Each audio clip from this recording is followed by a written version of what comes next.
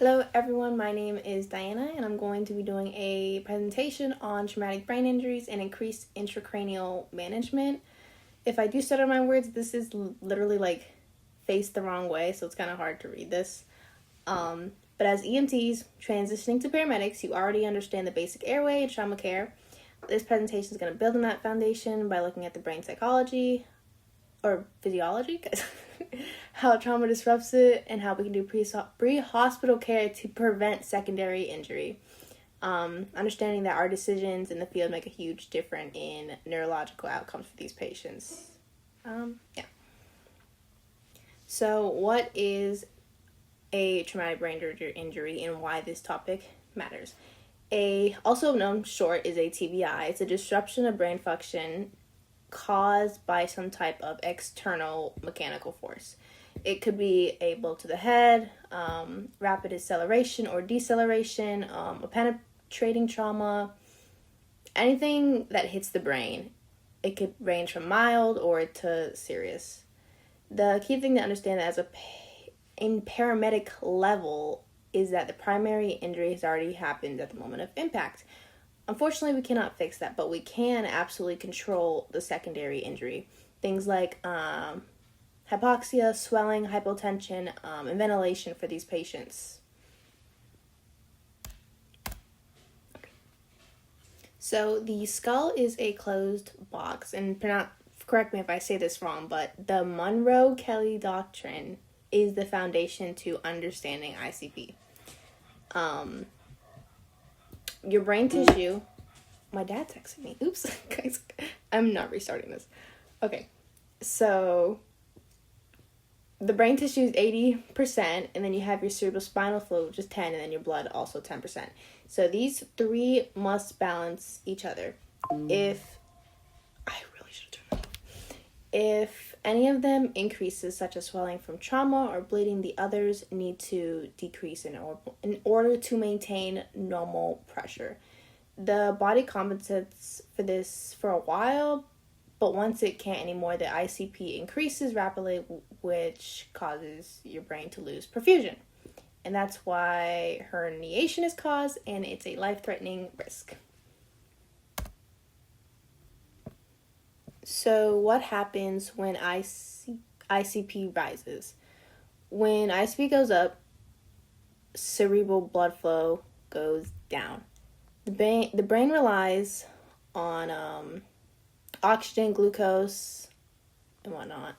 So as the pressure builds, brain tissue starts to get compressed. This can affect specific areas of the brain and disrupt normal function of the brain. Low blood flow leads to ischemia, which causes the brain cells to basically die. And once the neurons in the brain are damaged, they don't regenerate. So that's why preventing this is crucial. I say is. If the pressure becomes too high, the brain can shift or herniate, and that's why herniation, like I said earlier, is life-threatening. Because the vital areas like the brainstem can be squeezed, leading to respiratory or cardiac collapse. Okay, types of... I can't read that, guys. It's backwards. Traumatic brain injuries. We have concussion. Yep, this is backwards to me. Concussion. It's your mildest form of a TBI. Usually could be caused by a blow to the head, like a football, or rapid movement. It could lead to temporary confusion, headache, or a brief loss of consciousness. You may experience like nausea during that. A contusion itself is just a bruise on the brain. It involves swelling or bleeding in that one localized area, which can cause increased intracranial pressure. And then we have a diffuse axonal injury. This is one of the more serious ones. It's when the brain rapidly shifts inside the skull, stretching and damaging nerve fibers. It often leads to loss of consciousness or potential coma. And then we have our epidural hematoma and our subdural. Our epidural is when the bleeding occurs between the skull and the dura mater. And then subdural is under the dura, usually from the torn Oh, forget, I can't remember. Anyway, symptoms develop quickly or slowly depending on the type. And then you have your intracranial pressure. That's basically the bleeding within the brain tissue itself. It can cause significant swelling and pressure, leading to worse neurological status. Okay, so early signs of intracranial pressure. You see my eyes? Okay, early signs. I'm not pausing this. Of intracranial pressure. You can have decreasing LOC, headache, vomiting. That word is backwards for me, unfortunately. You can have mild confusion. These early signs can be brushed off, especially if the patient is talking alert. But as paramedics, that I'm teaching you guys to be because you're EMTs, we have to treat every head injury with a high index of suspicion. Even the mild symptoms can progress into something worse if we don't manage oxygenation. There we go. Oxygenation, ventilation, and blood pressure carefully. Raven, if you're watching this, just know you said we could stumble, and I'm stumbling a lot. Okay, how do we pause this? There we go.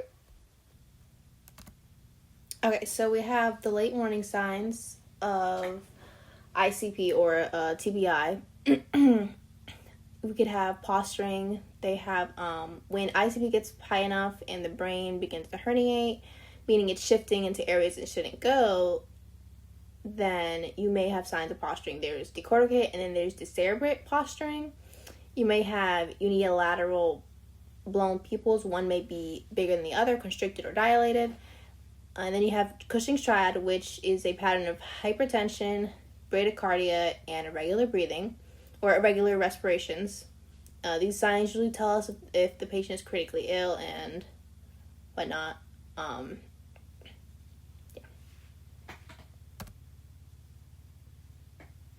Okay, so in the field, our priorities should be centered around to protect the brain. So these include maintaining oxygenation, controlling ventilation, avoiding hypotension. Guys, these words are really hard when they're backwards. Ensuring proper ventilation without overdoing it and preventing hypotension. Avoiding things that can worsen ICP, such as tight collars, hypoxia, or aggressive bagging, which is honestly seen a lot in the field. That's also essential. So a TBI patient who can't maintain their airway needs an advanced airway. It is best to keep their oxygen level above 95%, although we do have to be careful when it comes to inserting any type of biad or device into their mouth, such as intubation, as that can worsen hypotension if we choose the wrong medications or we don't pre-oxygenate well. We also need to avoid hyperventilation, which that can reduces cerebral blood flow. In cases like these, RSI is often used, but of course, careful planning is needed for that. For these patients, getting them on N-Tidal to see what they're reading at is also important as well. Okay, so ventilation and EtCO2, which N-Tidal, our goal is to maintain an N-Tidal of 35 to 45, well, 35 to 40, 35 to 45. I wasn't sure, there were two different numbers. I would like to keep it at 35 to 45. It's a sweet spot for normal cerebral blood flow. Hyperventilating a patient can cause vasoconstriction in the brain, which then reduces blood flow and then worsening the injury. Otherwise, slow, controlled ventilations are key.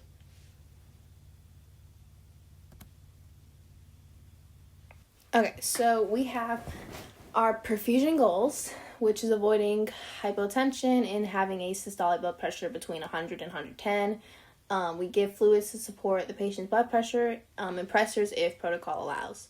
Blood pressure is extremely important in a TBI. These patients do need adequate perfusion to maintain cerebral blood flow. And again, like I said, use fluids, but try not to overload. If protocol allows, vasopressors, if fluids are not enough to raise the patient's blood pressure. Positioning and ICP. So for these type of patients, we'd want to elevate their head at least at about 30 degrees. It helps drainage from the brain. Keep the neck midline, prevents for further injury and jugular venous compression. Tight C-collars can also increase ICP by preventing venous return. So make sure that we are properly sizing our C-collars, which as EMTs, you guys already know how to do, so I trust you on that. Okay, for these patients, we want to prevent secondary injury. Like I said earlier, we already have the primary injury, which was the blow to the head. So preventing hypoxia, hypo or hyperventilation, and controlling the blood pressure is important. Treating glucose and treating the seizures is all important. For hypoxia, we want to make sure that the brain is getting enough oxygen. Even brief periods of low oxygen can worsen swelling and lead to permanent damage. Hypo or hyperventilation, because ventilation directly affects CO2 levels, which influences, like I said too many dang times, cerebral blood flow. Too little or too much ventilation can increase ICP. Maintaining blood pressure, if BP drops, the brain isn't getting enough blood. If it spikes too high, it can worsen bleeding or swelling. That's also true when it comes to strokes, which I'm not doing a stroke presentation, but treating glucose, both high or low, can make brain injury outcomes worse or better. So just keep the glucose in normal range to protect the injured brain cells. For seizures, patients that do have brain trauma could potentially have seizures, which increase metabolic demand, and again, like I said, raise ICP, guys. So many stuff raises ICP. Stopping them quickly will help prevent additional injury to an already injured brain. So when to hyperventilate, and I know I already said you're not supposed to, but there is in certain circumstances only when the brain is herniating. So, such as if the patient has a bone pupil posturing or they're showing signs of Cushing triad, doing controlled hyperventilation can temporarily lower ICP. And that does give us a small or temporary window of time to get the patient to the hospital where they can further be treated. And then, like I said, making sure that we meet our target end tidal, even though this is short termination of ICP, just lowers it temporarily. Okay, so I have this small scenario. It's a 25-year-old male motorcycle crash. He has a GCS of 6, irregular respirations, a blood pressure of, it's upside down for me. I can't read it. Hold on. 190/60 and a heart rate of 52, and then his left pupil is blown. So I'll give y'all a second to think what you want to do. All right, seconds up. So, guys, I got 2 minutes left in this video. So, yeah. In this scenario, we'd pre-oxygenate and intubate if needed. We'd want to ventilate to maintain his end tidal, keep his head elevated, keep his neck aligned, maintain this patient's blood pressure, and notify the trauma center early. Derek, we know that you like to notify the trauma center. I think that's all you do in every scenario, but every action that we do for this patient is to prevent further damage. We can't fix the left blown pupil. It's blown. We can't fix that. Yes, this patient's heart rate is also low, but it's not from a cardiac cause. It's, hitting the vagus nerve and then causing bradycardia. And yeah, okay, almost there, guys. Okay. I just realized I actually have the answers on the next slide. So BVM or intubate, like I said, end tidal, prevent, I can't read that. Oh, thanks. Oh, Prevair. I was like, Prevair, I guess. Prepare to intubate. Head elevate at 30 degrees. Maintain a systolic of 100. And rapid transport. The key takeaways from this. So, oh my god, guys. This is so hard to read. It's so weird. Okay, key takeaways is prevent secondary injury by maintaining oxygenation and blood pressure, and notice or watch for early and late signs of increased ICP. Hyperventilation is only for herniation, like I said. And just always have a high suspicion with any trauma that they could have, head trauma. These just such simple interventions could drastically improve the patient's neurological outcome and maybe a better chance of life. Final thoughts: as paramedics, or as you guys are going to grow up and become paramedics, we can prevent a lot of bad. Yes, we're told like for traumas we can't do anything. We handle the situation there and we get into the closest appropriate facility. Yes, but we can also identify, and prevent further injury. And what's the saying? What is it like? Do no further good? No. Do no further harm? Something like that. Yeah, just early recognition can improve the patient's outcome. Any questions, guys? No? Alright. Okay, is that it? Thank you for people who listened or watched. Hopefully it wasn't that bad. And, I can't be a teacher because I would ramble so bad. I have a really bad problem with that, is rambling in a video. But it's whatever. Alright, I hit my time. Hopefully when I stop this video, it actually, sends, because it's gonna mess me up if I can't, send this long ass video. And I just said a bad word. Okay. Alright, thank you guys for listening to my presentation. You guys are going to be great paramedics. Good luck in the real world. And, yeah. How do I pause this?